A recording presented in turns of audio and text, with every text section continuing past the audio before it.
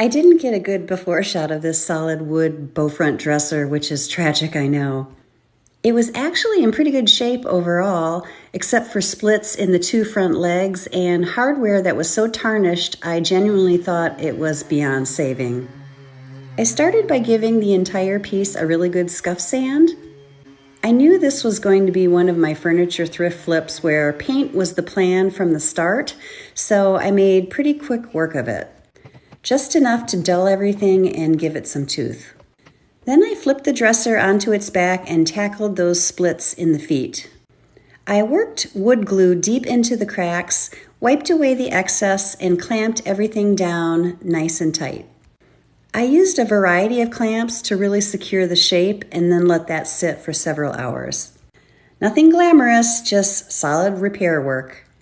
Once that was dry, I went in with Bondo and patched a bunch of chips along the bottom ridge and on a few of the drawers.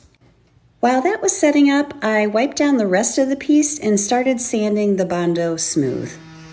I also added a little Bondo glazing gel to the legs to fill in some minor indentations, and I sanded that down as well. It's always amazing how much better a piece looks after all those small corrections. And here's where things went a little sideways. I had this clear spray primer with odor block that I bought for a different project, and I thought, why not use it up? Well, when I started painting, everything went on smoothly, but I noticed the paint was kind of sliding around and looking thin.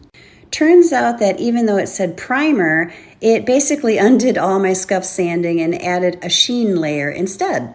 So I had to counteract that by sanding really well between coats, and thankfully that solved the issue. Lesson learned, not all primers are created equal. Next, I switched gears and used an off-white chalk paint on the top because I was about to try a new technique and I wanted the paint to have more grab than enamel would give me. After that, I went in with the second coat of the green paint and realized the new hardware I'd planned wouldn't fully cover the old oval hardware marks.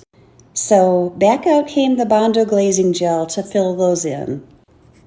Meanwhile, I soaked the original hardware in baking soda and vinegar, hoping for the best.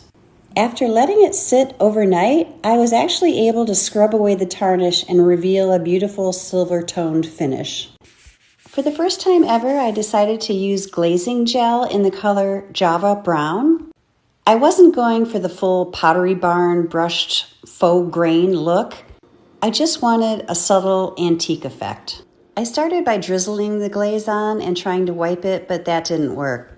I didn't have enough of the product on there, and the chalk paint dried so much that it was just grabbing it unevenly. So I went back in with a brush instead, and that worked much better. I applied a medium layer evenly across the entire top and on all of the sides. My plan was to use long strokes and wipe most of it back off, just leaving a soft warmth behind. For the most part, that worked beautifully. But in the few spots where I didn't swipe from one edge all the way to the other, you could see subtle little rag imprints. Not dramatic, but enough that I noticed them. I tried buffing them out with a brush, but in some areas the glaze had already started drying and it left a faint line of demarcation. So I experimented. I added a little water and tried blending it out. That didn't quite solve it, so I added just a touch more glaze to those areas and brushed it back in to even everything out. Eventually, after a little trial and error, I was able to get a pretty consistent finish. And really, that's how a lot of flipping furniture ideas are born. You try something, it doesn't go perfectly, and you adjust. Once I was happy with the finish, I sealed the top with 3 coats of polycrylic, letting each coat dry thoroughly and sanding lightly in between. That gave it a smooth, durable finish without adding shine. I also conditioned all the drawers and used a razor blade to remove some of the old stickers that were still hiding inside. Then I brought out the acetone to get rid of the last of the sticky residue and even clean up a few tiny paint spots along the sides of the drawers. Not glamorous work, but it makes a difference. And here she is. I absolutely love the sage green I chose for this piece. It feels calm and fresh, but still classic. And I was relieved that the original hardware ended up working out after all. I didn't expect that vinegar soak to reveal such a nice silver tone. The antique off-white glazed top blends beautifully with the sage and creates a soft farmhouse look, which, if you follow me, know isn't always my default aesthetic, but I really liked how it turned out. I'll probably experiment more with glaze on a future project now that I know what to expect. That's part of the fun of this process. Every piece teaches you something new. My name is Meg, and I show you practical tips for refinishing and flipping furniture. Be sure to hit the follow button for more.